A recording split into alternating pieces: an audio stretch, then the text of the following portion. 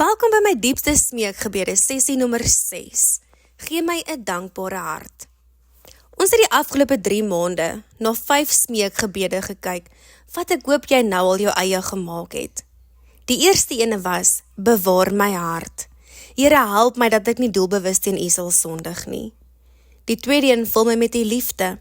Here, gee my dieselfde liefde wat U vir U kinders het. Nommer 3, vul my met U Gees. Here, help my dat ek die vrug van die Gees kan uitleef. Vul my met liefde, blydskap, vrede, geduld, vriendelikheid, goedheid, getrouheid, sagmoedigheid en selfbeheersing.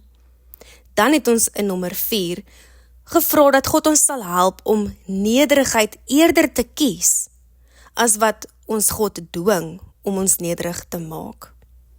Nou uit hierdie nederige hart is daar 2 dinge wat natuurlik uitspruit. Die eerste een is, verlede keer se sessie, 'n diensbare hart. En die volgende, 'n dankbare hart. Dis dan ook waarna ons vandag gaan kyk. Wat beteken dit om 'n dankbare hart te hê? Wat beteken dit nie? Ek herinner julle sommer aan die begin van die sessie, dat hierdie Nancy se personal petitions is, wat ons gebruik en oorvertaal het. Ek gaan 2 staaltjies van haar eie lewe oorvertaal, bloot omdat ek nie persoonlik sulke mooi stories van hoop, geloof en die praktiese uitleef van die evangelie het nie. Die Heidelbergse Katekismus van 1563 som die boodskap van die Bybel in 3 woorde op. Die 3 woorde is skuld, genade en dankbaarheid. Dit is in wese die evangelie. Ons was onmiskenbaar skuldig. Ons het God se toorn verdien. Maar toe stuur God sy seun, Jesus, om ons te verlos deur sy wonderlike genade. En wat bring sy genade in ons voort? 'n gesindheid van ewige, oorvloedige en oorlopende dankbaarheid. Skuld, genade en dankbaarheid. Ons was almal skuldig. En as jy God se genade ervaar het, maar jy is nie dankbaar nie, dan is daar iets verkeerd met daardie prentjie. Maar as jy God se genade ervaar het, en jy onthou wat hy in sy genade vir jou gedoen het, sal jy 'n vrou wees met 'n dankbare hart. Dus, om meer dankbaar te word, dink ek ons moet die klok terugdraai, en net onthou hoe dit was om skuldig te wees, en hoe dit is om deur God se genade verlos te wees. Nancy se pa, Art de Mos, is al baie jare in die hemel, sedert 1979. Hy het nooit oor die wonder van sy redding gekom nie. Hy is in sy middel-20's gered, nadat hy soos die verlore seun geleef het. 'n roekelose lewe, rebels teenoor God, verlore, net soos ons almal, voordat hy ons gered het. Van die dag van sy redding af, tot die dag wat hy hemel toe is, het hom altyd verbaas dat God hom gered het. Hy het lewenslang met 'n dankbaarheid besef geleef, selfs in diep valleie en donker tye. Mense het hom dikwels gevra, hoe gaan dit met jou? En sy antwoord was altyd, beter as wat ek verdien. Dis hoe jy 'n dankbare gees het. As jy onthou wat jy verdien, en jy besef wat God jou gegee het in sy genade en barmhartigheid, dan kan jy altyd sê, maak nie saak wat aangaan nie, ek doen beter as wat ek verdien. Nancy se pa, se broer is oom Bob. Nou sy vrou, wat hy vir 64 jaar gehad het, tante Dora, is huis toe na die Here toe. Terwyl Nancy by die gedenkdiens gesit het, het haar oom Bob voor haar in die ry gesit. Hulle was besig om 'n aanbiddingslied te sing, en sy sien oom Bob se hande oplig in lofprysing.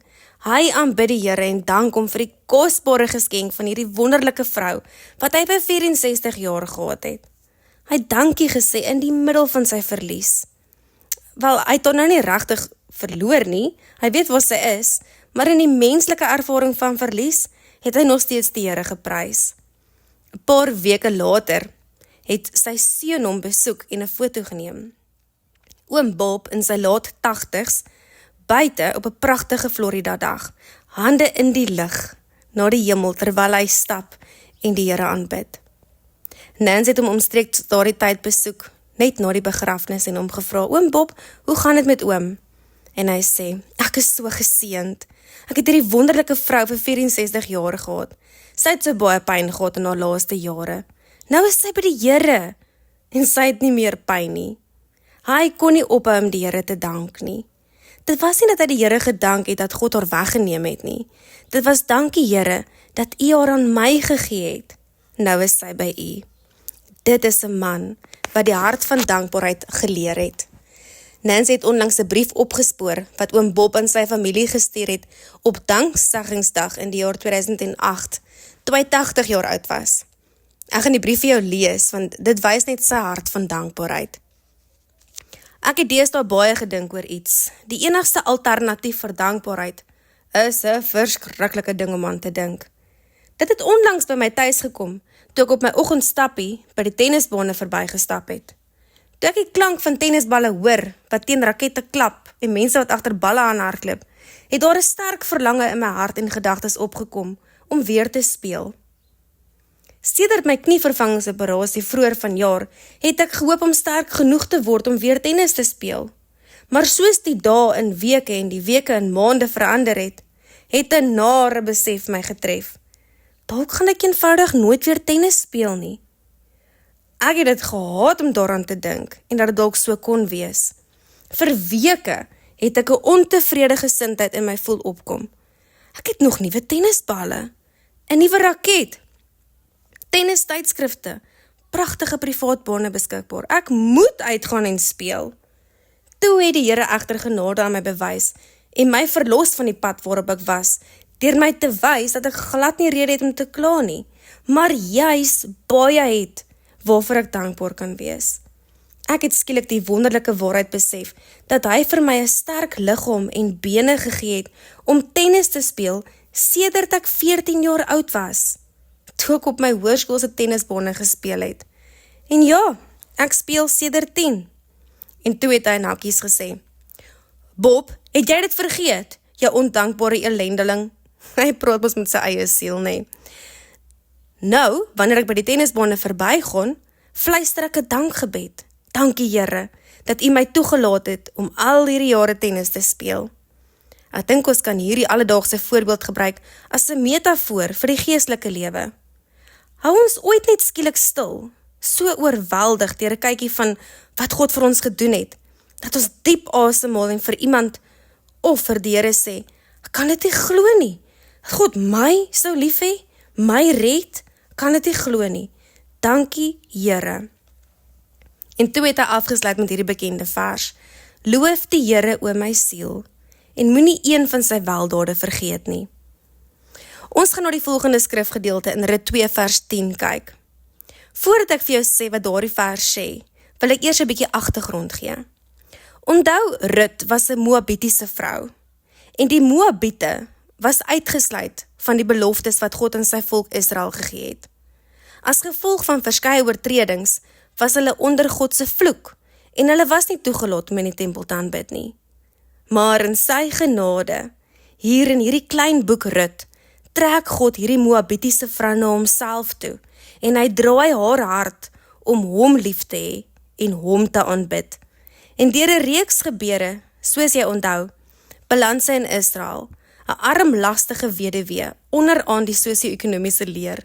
Sy is 'n uitgeworpene wat na oorskiet gaan optel om haarself en haar nors skoonma te voed in die land van 'n ryk grondbesitter, wat toevallig, geen toeval daar nie, 'n familielid is.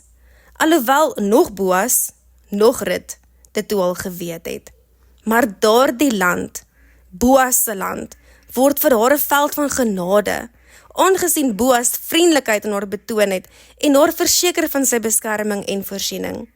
En Rut word oorweldig met 'n gevoel van nederigheid en dankbaarheid. Hulle is so susters die twee, nederigheid en dankbaarheid. En sy is oorweldig dat Boas haar sou uitkies vir sy aandag en sy genade. So nou, Rut 2 vers 10. Toe het sy op haar aangesig geval en tot op die grond neergebuig en vir hom gesê, waarom het ek guns in u oë gevind, dat u my raak sien, terwyl ek 'n buitelandse vrou is?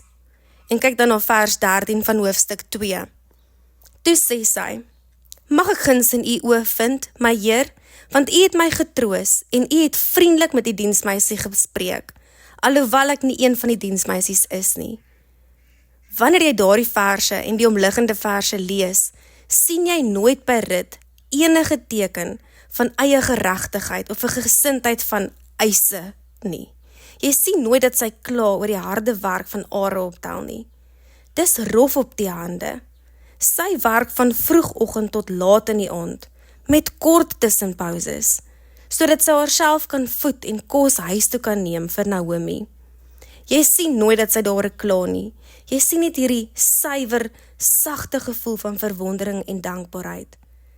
Dis die lieflike vrug van nederigheid. Dis presies die gevoel wat ek ervaar, wanneer my eie man, Fransja Nudee, my raak sien, dat hy sy liefde op my wou uitstort. Van die begin af het ek gevoel, en ek voel dit steeds, ek verdien nie hierdie man nie, ek verdien nie sy liefde nie. Maar ek wil jou vertel, ek is so dankbaar.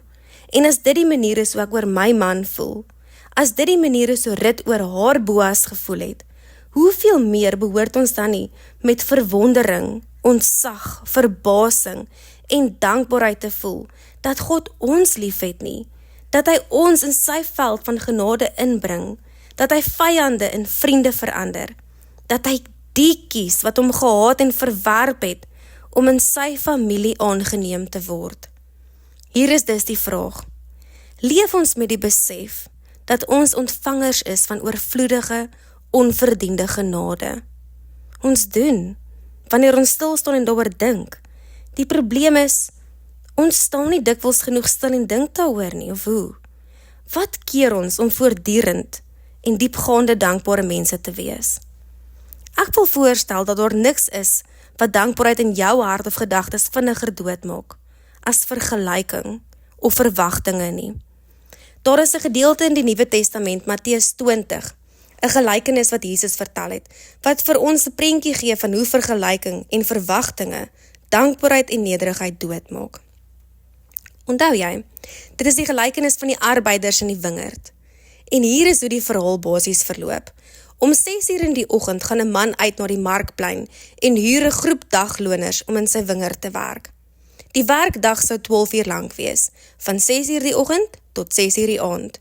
Hy sê vir hulle, hy sal hulle 'n denarius betaal, as hulle bereid is om vir 12 uur in sy wingerd te werk.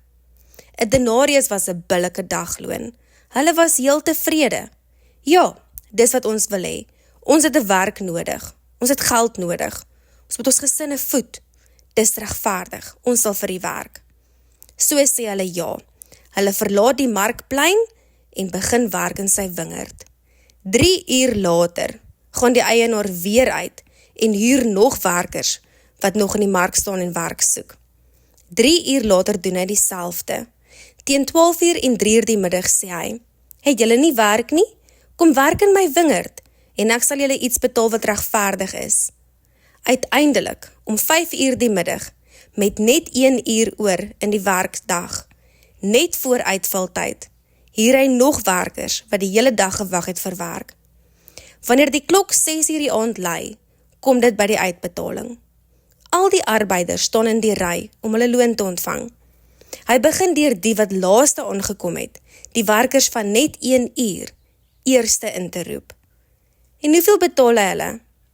'n volle denarius, 'n hele dag se loon. Vir hoeveel werk? Net 1 uur. Kom ons stel die verhaal op by vers 10. Toe die eerstes kom, watter tyd het hulle begin? 6 uur die oggend. Het hulle gedink dat hulle meer sal kry? Is dit 'n verwagting? Maar ook hulle het elke denarius gekry. Hulle het dit geneem, maar by die grondeienaar gaan mor. Hierdie laastes het 1 uur gewerk en u het hulle dieselfde behandel as ons. Vergelyking. Ons wat die dag se werkklas, die las en die hitte moes verduur. So, onvervulde verwagtinge en vergelyking lei daartoe dat hulle nie dankbaar is dat hulle 'n volle dag se loon ontvang het vir 'n volle dag se werk soos beloof is nie. maar dat hulle ontevrede, verbitterd en ondankbaar is, en die eienaar se vrygewigheid kwaadlik neem, nie net teenoor hulle nie, maar ook teenoor die ander.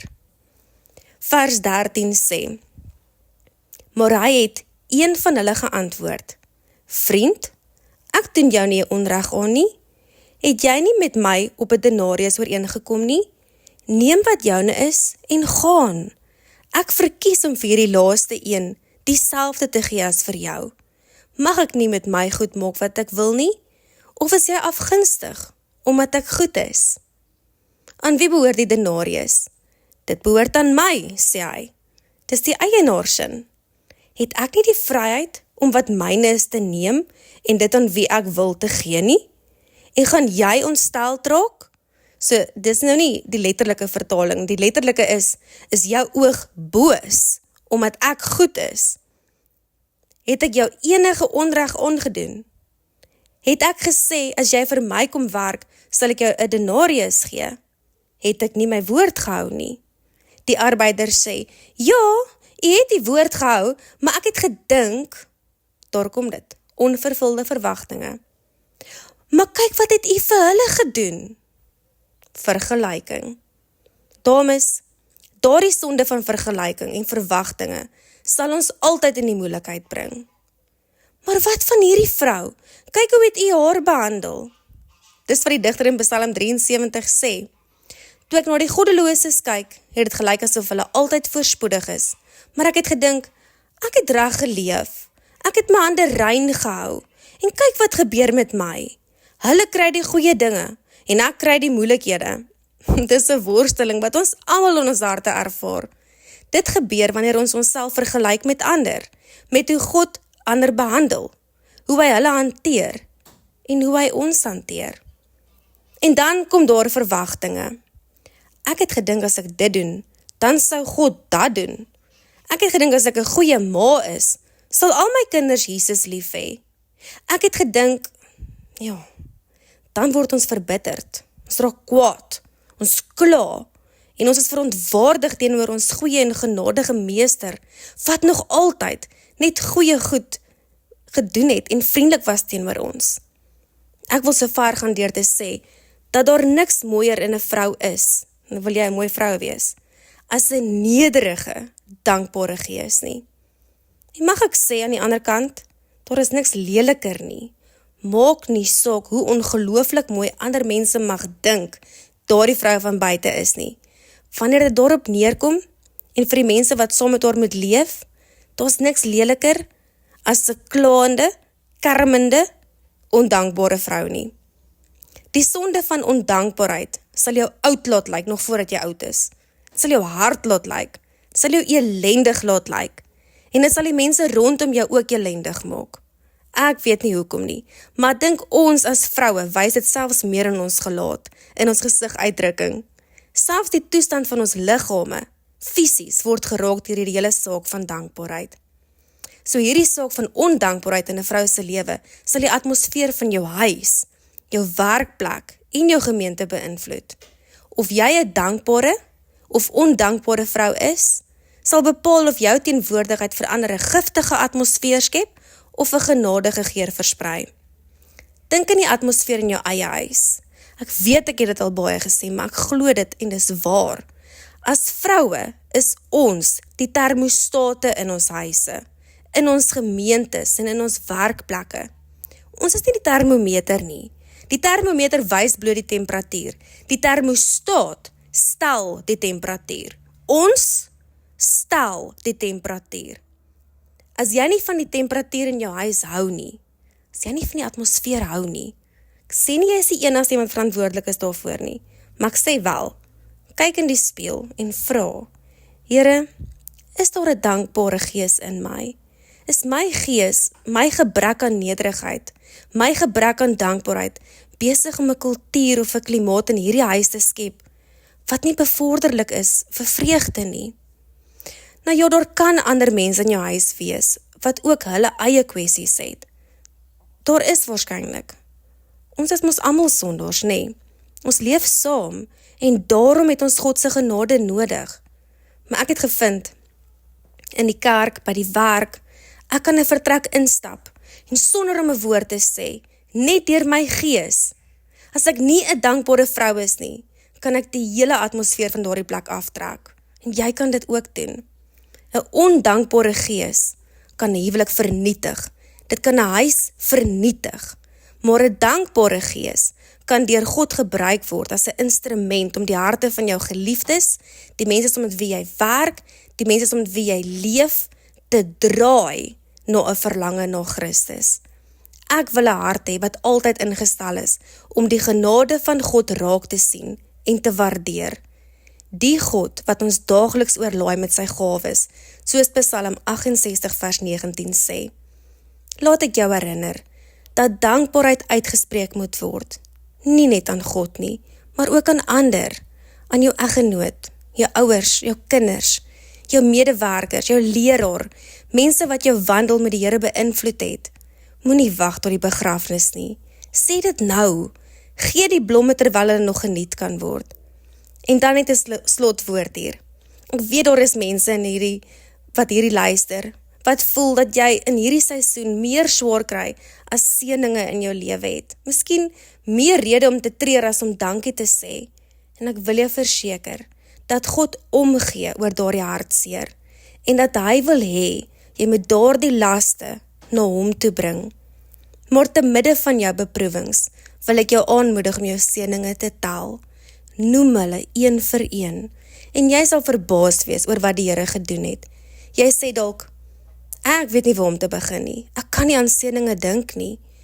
Wel, maak jou Bybel oop by Efesiërs 1. Begin lees by vers 3 en lees tot aan die einde van die hoofstuk. En jy sal 'n hele klomp seëninge hê, te veel om te noem, nog voordat jy klaar gelees het. Kom ons bid saam. O Vader, ek bely dat ek so dikwels, soos daardie ondankbare arbeiders in die wingerd is. Ek word afgetrek deur vergelyking en deur verwagtinge. Vergewe my. Ek wil 'n dankbare vrou wees en ek het alle rede om dit te wees. Help my dus. Help ons om in alles dankie te sê.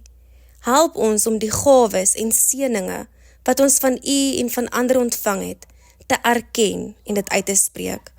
Beskerm ons teen 'n ontevrede hart en 'n murmurerende tong. Vir al die oorvloedige seëninge aan ons in Christus, gee ons aan U dank in sy lieflike naam. Amen.